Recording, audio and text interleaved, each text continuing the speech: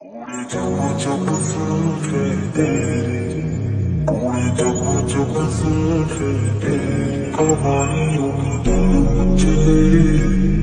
এই মেয়েটিকে আপনারা চিনেন?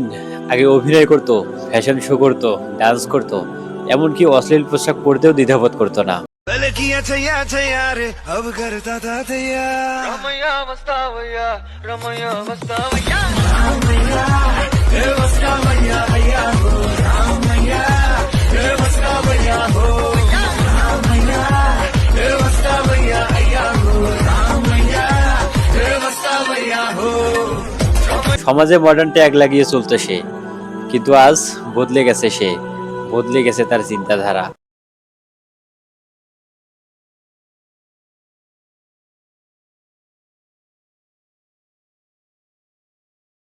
মডার্ন ড্রেস খুলে ফেলেছে, তার বিপরীতে ইসলামিক ড্রেস পরেছে। শুধু তাই নয়, এমনকি ইসলামিক জীবন যাপনও শুরু করেছে। لا لا تحسب أن الدين بعيد عن حب وحياة।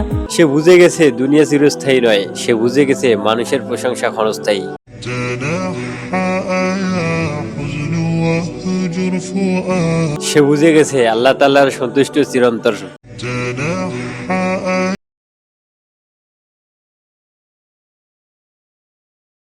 قلبي جد তার এই পরিবর্তনটা যে শুধুমাত্র বাহ্যিক পরিবর্তন, ব্যাপারটা কিন্তু এইরকম না। তার এই পরিবর্তনটা অন্তরের পরিবর্তন, তার এই পরিবর্তনটা জাগরণের পরিবর্তন। কেউ যদি বলে অশ্লীল পোশাক পরা কোনো মডেল যদি এইভাবে সবকিছু ফেলে দিয়ে যদি ইসলামের পথে ফিরে আসে, এটা একেবারেই অসম্ভব। আমি তাদেরকে উদ্দেশ্য করে বলতে চাই, তারা চাইলে এই শিমরিন লুবাবা আপুকে দেখতে পারে।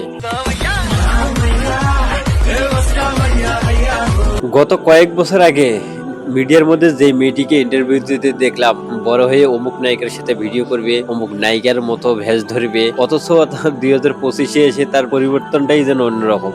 تنحى يا حزن واهجر فؤاد، কেউ যদি ভুল করে, তার মানে এই না যে সারা জীবন সে ভুলের মধ্যেই থাকবে। ইসলাম আমাদেরকে সুযোগ দেয় ফিরে আসার, ফিরে পাওয়ার। আর সেই গত বছরের মডেল শিমরিন লুবাবা সেই সুযোগটাকেই যেন গ্রহণ করেছেন এবং ইসলামের পথে ফিরে এসেছেন।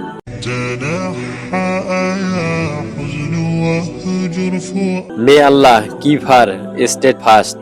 যে মেয়েটি অশ্লীল পোশাক ছেড়েছে, যে মেয়েটি গান গাওয়া ছেড়ে দিয়েছে, যে মেয়েটি সবকিছু ছেড়ে ইসলামের পথে ফিরে এসেছে, অথচ ওনার ভিডিওর কমেন্ট বক্স চেক করলে দেখা যায় অনেক মানুষই অনেক ধরনের মন্তব্য করে থাকে। কেউ বলে অভিনয় করার জন্য এরকম ভ্যাজ ধরেছে, আবার কেউ বলে ভিউ ব্যবসা করার জন্য ধরেছে। আরে ভাই, উনি যেই ব্যবসা করার জন্যই আর কি ইসলামের পথে আসুক, ইসলামের পথে তো ফিরে এসেছে, এতেই আমরা খুশি। তাকে নিয়ে সমালোচনা নয়, বরং গর্ব করা উচিত। চলুন, তাকে নিয়ে আর সমালোচনা নয়, তাকে নিয়ে আমরা দোয়া করি, সেজন্য সবসময় ইসলামের পথেই অটল থাকে।